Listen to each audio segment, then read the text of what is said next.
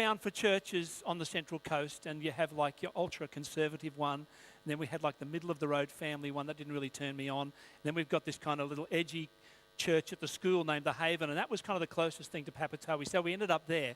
And it's a great little church, but we really missed our times that we had here. And as I was sitting over there this morning, I had all these memories flooding into my mind of, I looked around the church and I could see faces and people, and stories came to my memory of teen expeditions to Abel Tasman and camps we ran at Toohey Ridge and camporees we had down at Waiweka Gorge. And man, I just got all emotional, and I had to kind of get yourself together, Nick. You've got to get up the front in a few minutes.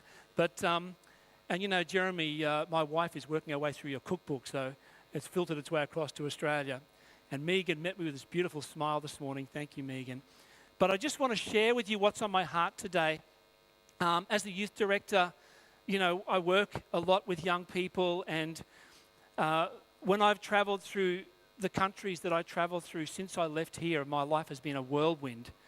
I thought ministry was busy in New Zealand, but when I got back to work with Gilbert at the division, it's like you're flying all over the place and you never feel like you're scratching the surface anywhere. You drop in for a weekend, then you fly out again, and it's just been crazy. So it's really nice for me to just come back here and relax for a couple of days with Lance and the team in Auckland and New Zealand. But yeah, so I work with young people, and we have a congress coming up this Christmas, and that's just a fabulous opportunity to do ministry, and I just praise God for the way that He works through our teams and our youth teams. I thank you for Lance and the stuff that he's doing here in New Zealand.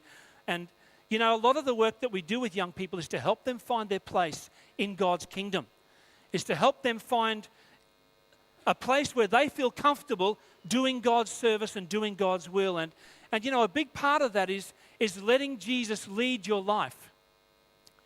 And sometimes it's really tough to let Jesus lead your life because there's so many other people asking you to do things that they want you to do.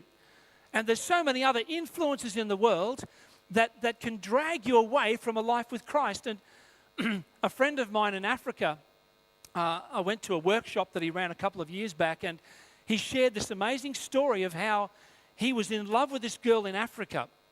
She was an Adventist, and he was the youth leader in this church, a local church, and this young girl, he just loved her to pieces, and she was just everything he wanted, but she kept asking him to do things that he was not comfortable with. And he kept saying to her, but I'm the youth leader of the church here. I can't just go and do those things you're talking about. And she kept wanting to do all this stuff with him. And he said, no, I'm not going to do all that. Well, eventually, she left him and found another young guy in the church who was happy to meet her request and her demands. And he was in depression, like he was really in this sad state. And one of the elders in the church came to Malumba one day and said, Malumba, what's your problem? I'm fine, I've got no problem. He said, you've got a problem, don't lie to me. What is your problem? How come you're so sad and miserable? And he said, well, the girl that I thought God was leading me to, I thought we were going to get married, she left me and she's run off with another guy. And the elder said to him, well, she wasn't the one for you, was she? If God had led her to you, she wouldn't have run off with some other guy, is that right? And Malumba said, well, I guess so. He said, yeah, but it hurts so much. My life has just crumbled since she left. And he said, well, do you want to find the one God has for you? He said, yeah, of course.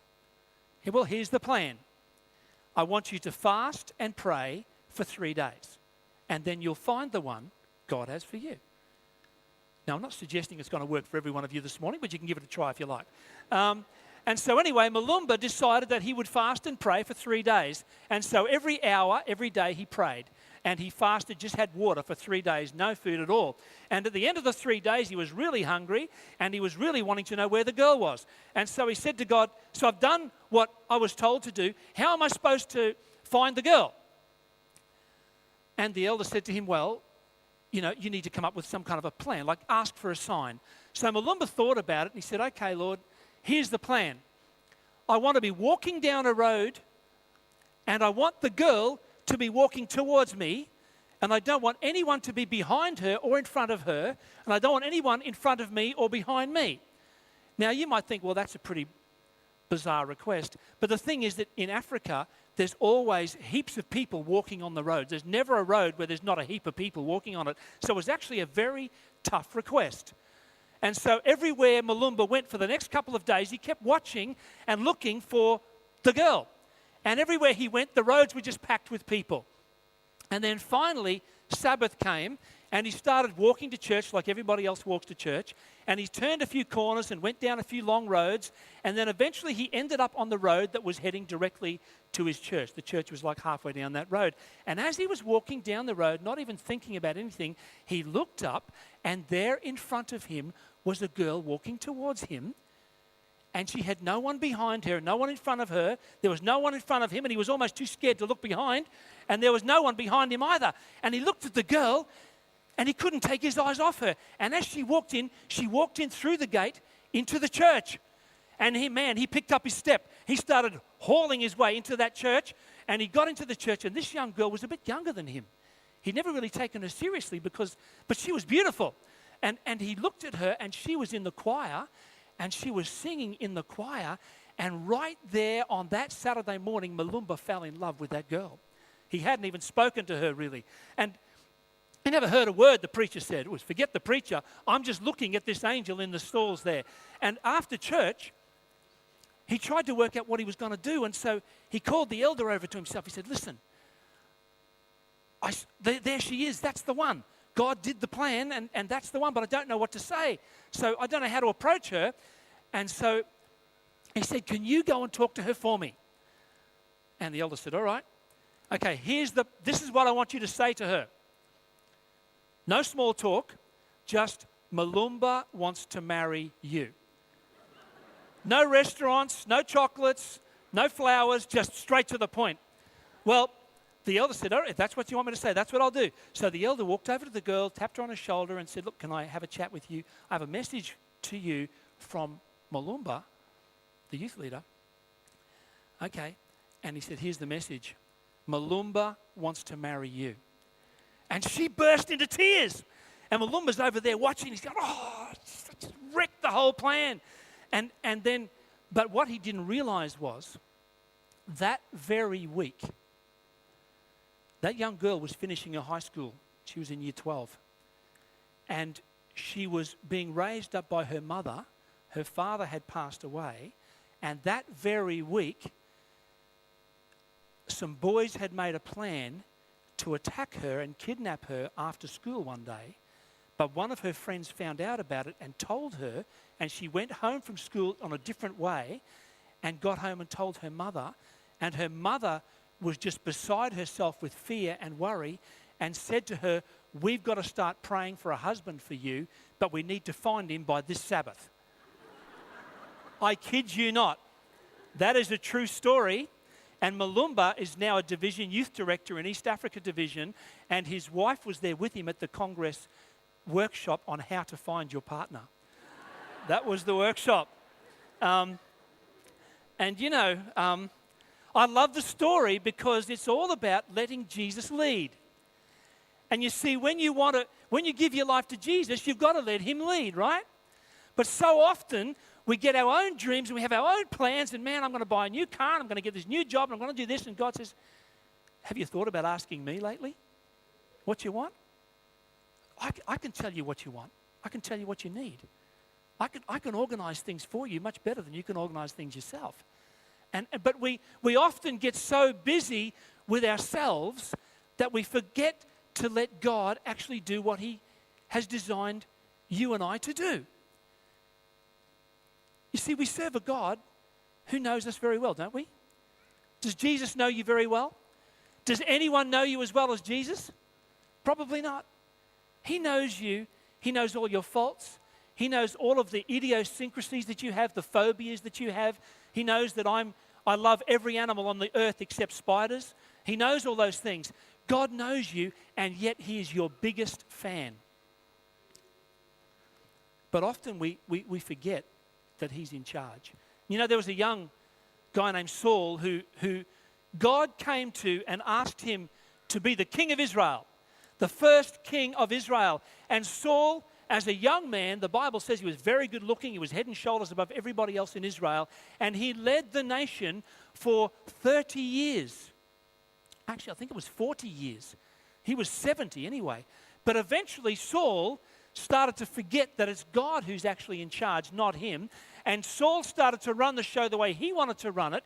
And all of a sudden, God had to come to him and actually replace him with another king. And it was a pretty tough thing for Saul to have to face. But I want you to have a look at a verse with me this morning, because it's a very powerful message that God sent to Saul. And he said this to Saul when he was talking to him: although you were once small in your own eyes, did you not become the head of all the tribes of Israel? The Lord anointed you king over Israel. When he was small in his own eyes, when he didn't think that he was capable of doing anything, that said, God, this is the one.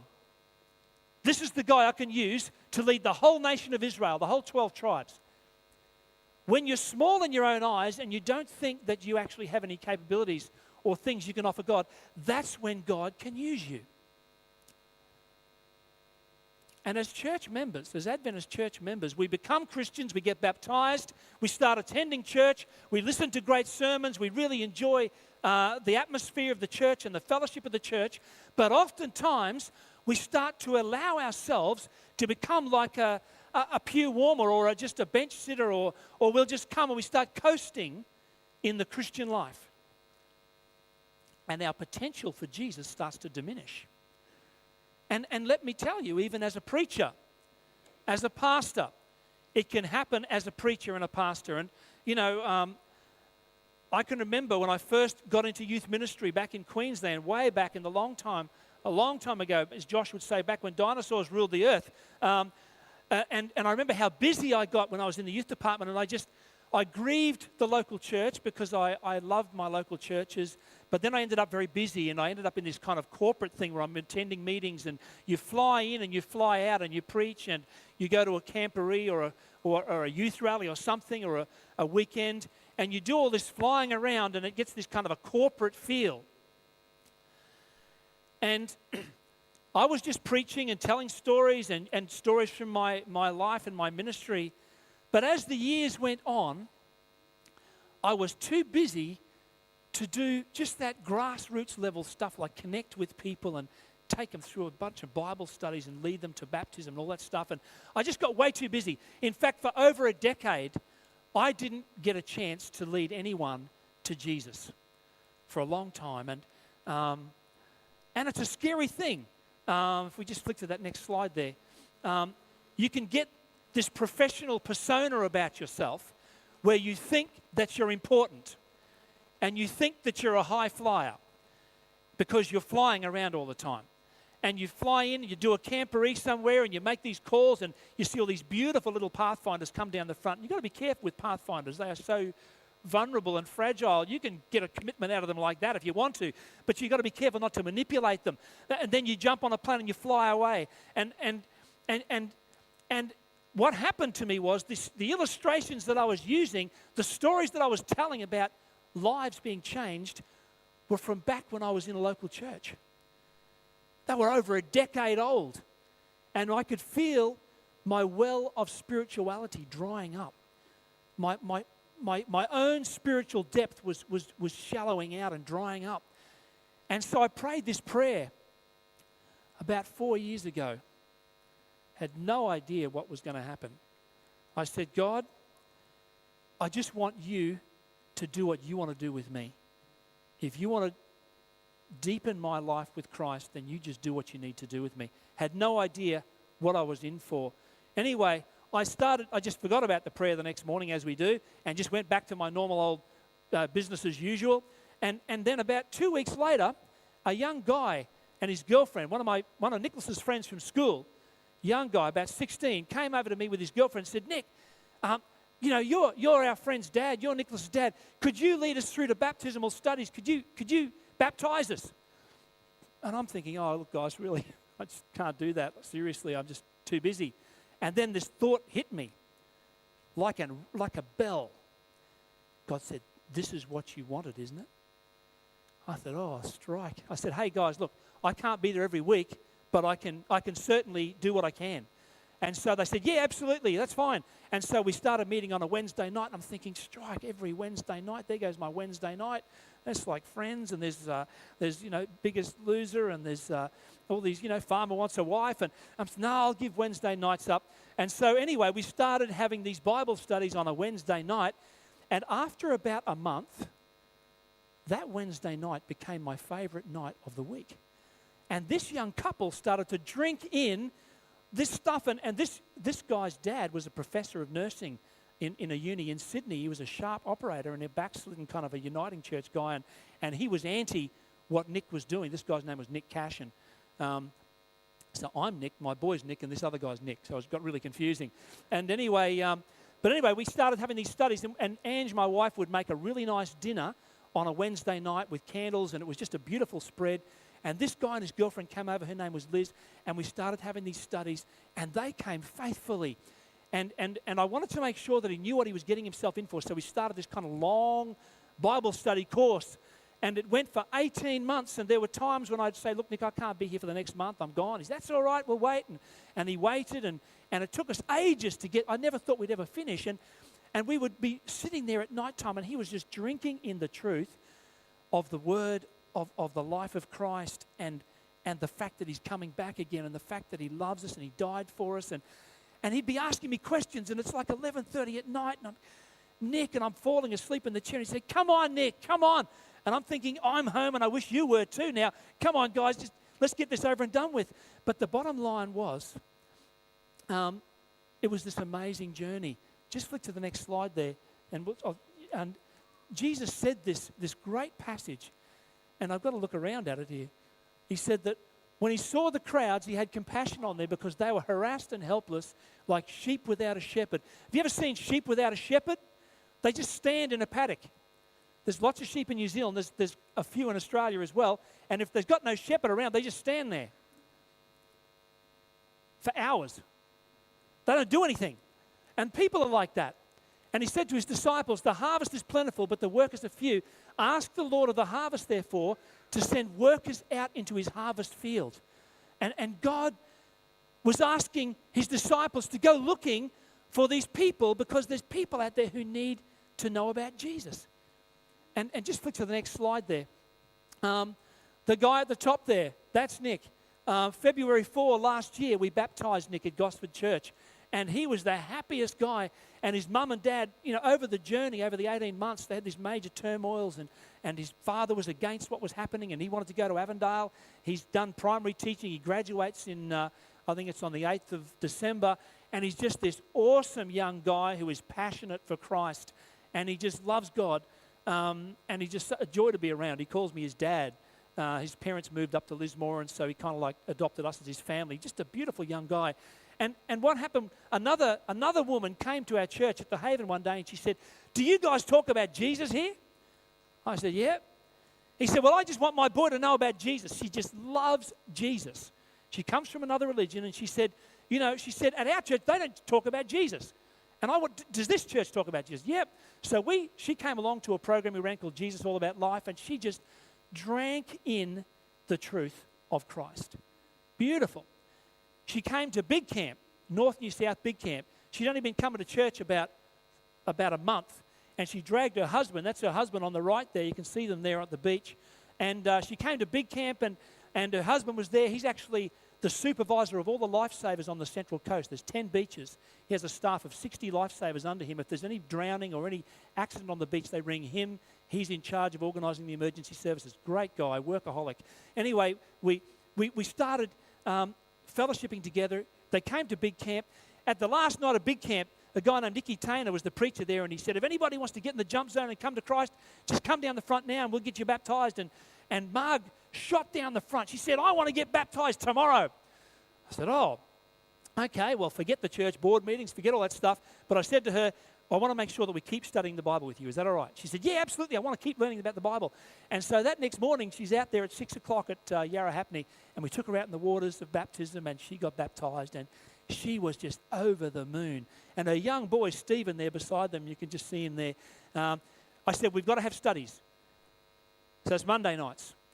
So we had Monday night studies with Marg and Craig and Stephen. And my mate there, Colin Hone, the guy there that's on the right down the bottom there, him and I used to tag team because I couldn't be there often enough, and he would take the studies that I didn't do. And Colin's daughter started coming along to the studies as well. And her and Stephen, they're only 12 years old, they used to have races to try and get to the Bible text first to answer the question. And they had so many questions, we had to say to them, write them all on a piece of paper, because he kept derailing the study. And at the end of the study, we'll actually answer all your questions, okay? And so that's what would happen. Each night we'd go through the study, and then Steve and Taylor would sit there and they'd be asking us all these questions, and it was just amazing. And so last year, towards the end of last year, we baptised Stephen, and their dad's not far away as well. He said to me he's going to make his decision, but the trouble is he works 7 days a week, and he's got to untangle himself from some of his responsibilities so that he can come to church. Just a beautiful story. And you know, this is another family that God led to me. Just flick to the next slide there. The next guy came to me. We went to a Pathfinder camp, and this guy at the top there on the left-hand side, his name is Mike Wolf, and he runs an international, well, he used to run an international IT kind of team, and he'd lived in London, San Francisco, and Israel working for this big company, and he'd moved to Sydney. And I preached at one of the Pathfinder camps about the value of Pathfinder ministry, how it's really important to have adults clustering around kids to nurture them and look after them. And he came up to me after, he said, I really liked your sermon. And, you know, we started talking and became friends. And then he started coming to church. And then after about a month and a half of being at church, he said, I want to get baptized.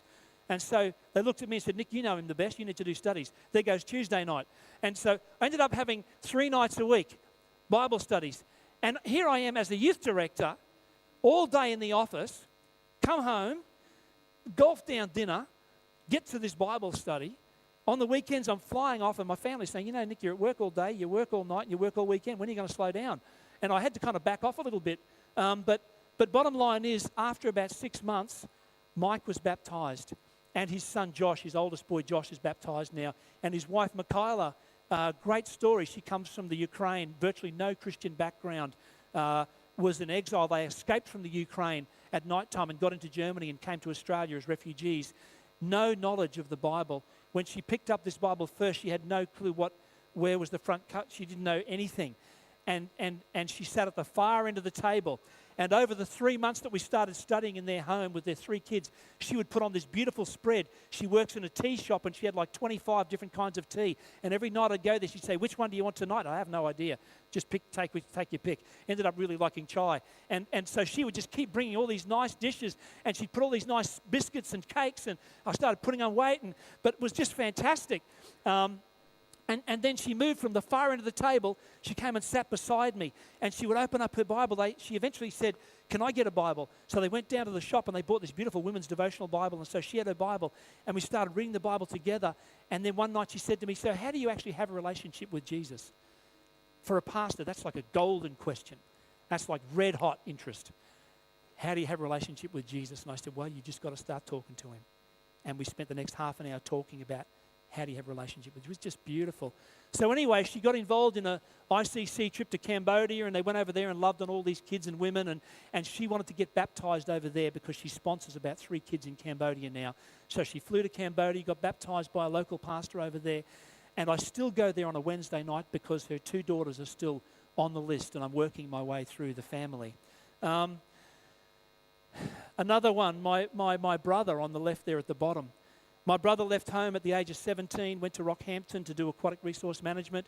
Then he went to James Cook Uni in Townsville to do marine biology. He left home early, and he hardly ever came home. And then he came back to us once and he said, Nick, I want to get married. Can you do my wedding? And his wife-to-be was part Egyptian Muslim and part Victorian Catholic. Really interesting combination. But she didn't go to church, neither did Jacob. They were basically secular young Australians. And I thought to myself, you know, Jake, you're marrying a girl who basically is a Muslim. She grew up in Egypt, memorizing the Quran. She was the one who was the spiritual one of the family.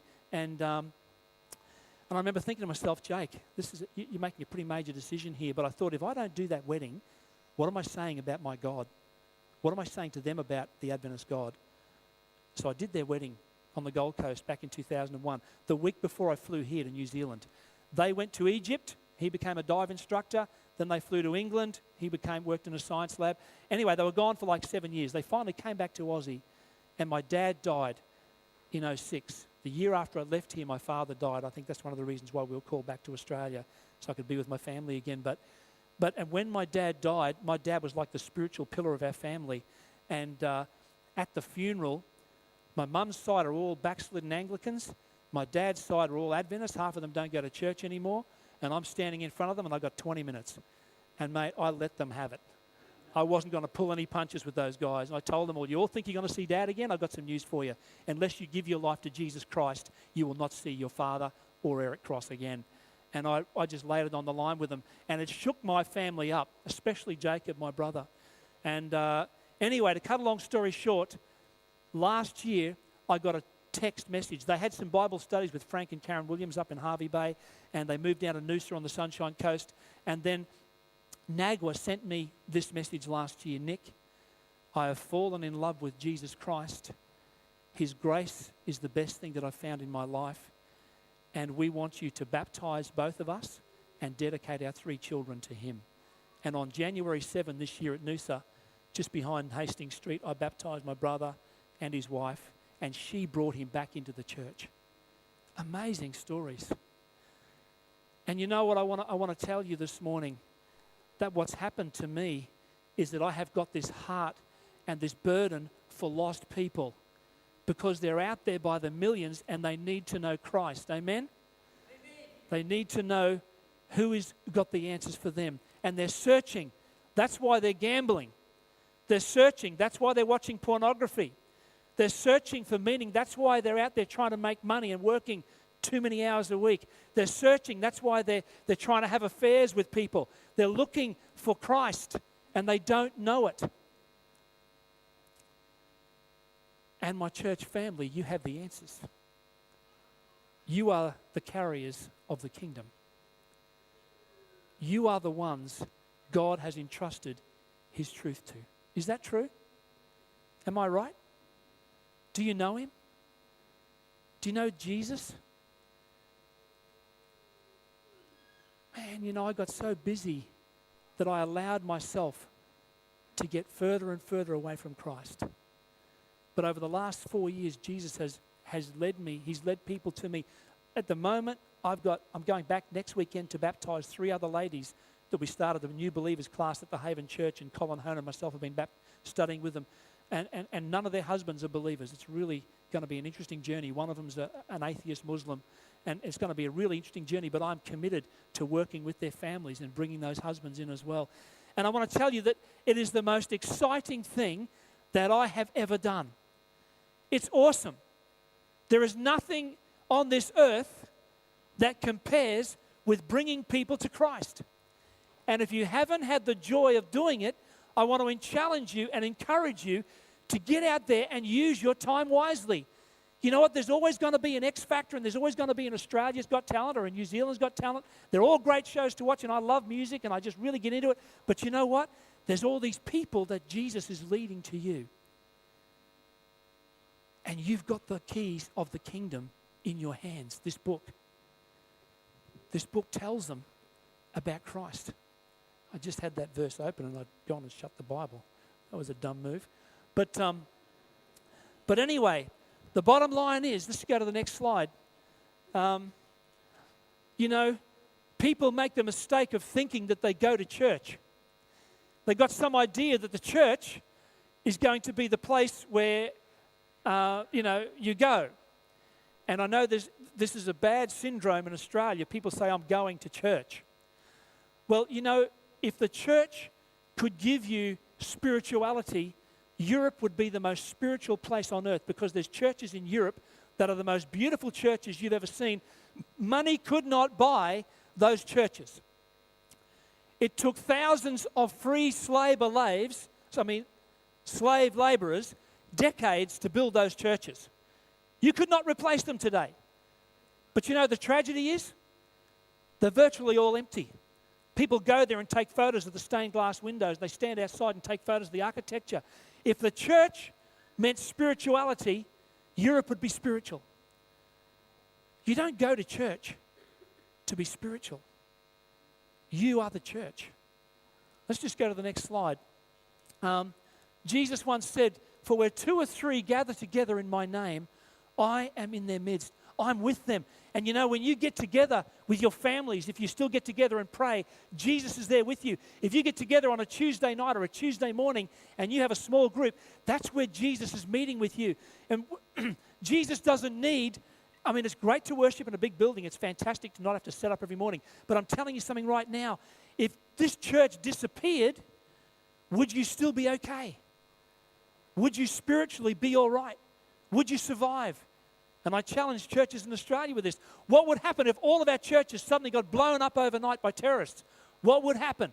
Would your faith still be okay? Because the church is not Christ. The church building is not Christ. You are the church. Just quickly have a look at these next slides. You know, small groups are the most powerful vehicle for spiritual growth. And when we've been studying in some of these small groups, with Marg and Craig, I had to say to them, look, I can't keep coming to your house because there's so many other people that we're trying to study with. And she said to me these words that have been ringing in my ears ever since. She said, we're not ready for you not to stop coming, Nick.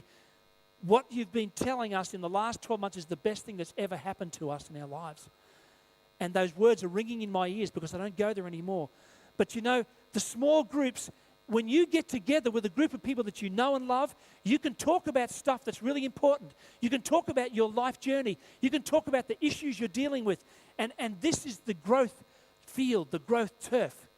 So get yourself into a group of people that you love, that you want to go to heaven with, and spend time journeying with those people. Let's go to the next slide.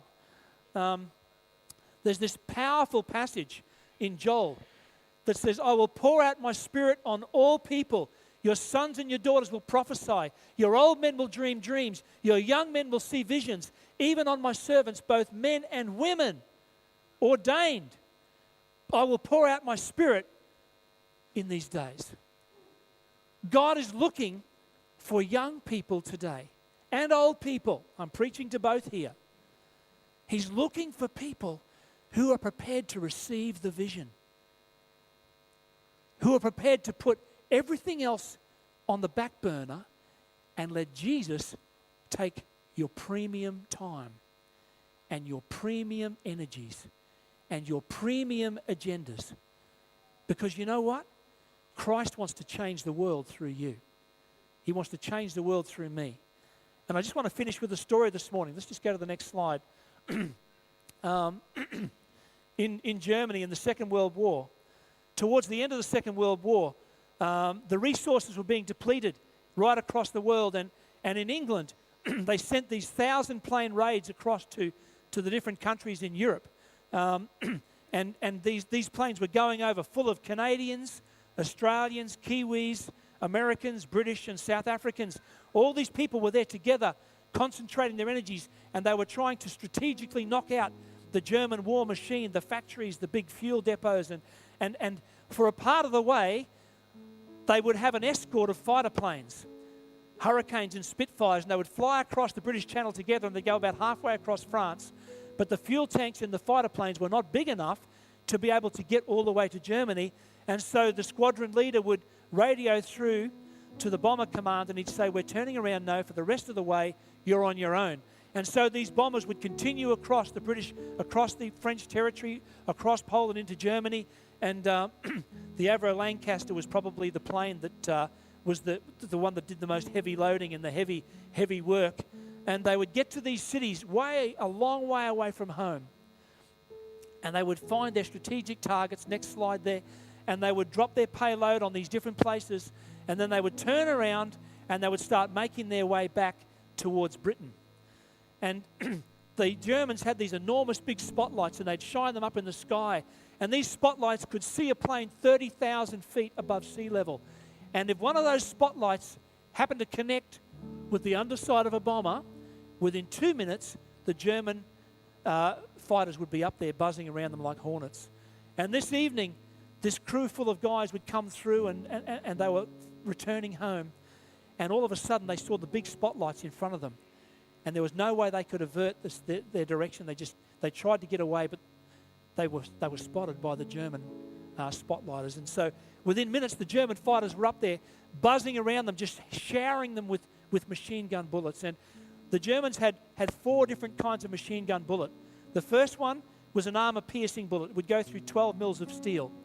The next one was an explosive head that would go straight through the same hole and explode whatever was inside that area. The third one was an incendiary, and that would burst into flames. And the fourth one was a tracer that let out a kind of a grey smoke so the German fighter pilots could see where the bullets were going. And the most vulnerable part of a bomber is the wing, because in those wings they had these big fuel tanks. And if one of those incendiary bullets connected with one of those fuel tanks, that whole wing would just vaporize and the plane would be spiraling down to the ground. And so they were coming home, and these fighter pilots were heading towards them. The only thing that they could do was to drop altitude, lose altitude, and try to fly right above the tree level so they could get back and make it hard for the fighter pilots. And this fighter was coming in towards the side of the wing, and he was showering the plane with bullets, and the gunner at the top was watching, and he was wincing as he watched the machine gun bullets go through the wing. And nothing happened. He was amazed. And when they got back to the tarmac in England, they landed there at the airport, and the guys came out with a big ladder and put the ladder under the plane. They opened up the hatch, and these guys stumbled down the ladder, terrified and excited, and they told the story about how the machine gun bullets went through the fuel tank and nothing happened. And one of the mechanics got up, and he started undoing this big inspection port, and he put his hand down inside, and he found some projectiles from the machine guns, and he took them back to the workshop, and he hacksawed these bullets apart, and inside the projectiles were bits of paper rolled up, and he undid the bits of paper, and it said, "We are Polish prisoners of war. We are forced to work in the German ammunition factories, but when the guards aren't looking, we dig the explosives out of the bullets. It's not much. It's not much, but it's all we can do." And this morning, I want to encourage you. You might not think you have much to offer. You may be small in your own eyes. You may think that leave it to the pastor, leave it to Norm, he's a professional. But I want to challenge you this morning. Christ is leading people to you. He's got people that you rub shoulders with every day. Those people are having issues with their marriages. They're having issues with their jobs. Some people are struggling with the pressure of teenage kids. Some people are struggling with the pressure from work. They've got a high-flying job and they don't know how they're going to handle it. They're looking for a release. They're looking for peace. They're looking for meaning. And they're looking for Jesus Christ. And my brothers and sisters, you have him. Share him. Be straight up with God. Don't try to put any pretenses on. Just be honest with God and let him take your life. Let him lead your life. Let him own you. Let him direct your paths. Trust him. You are the church. This building's not the church. You're the church.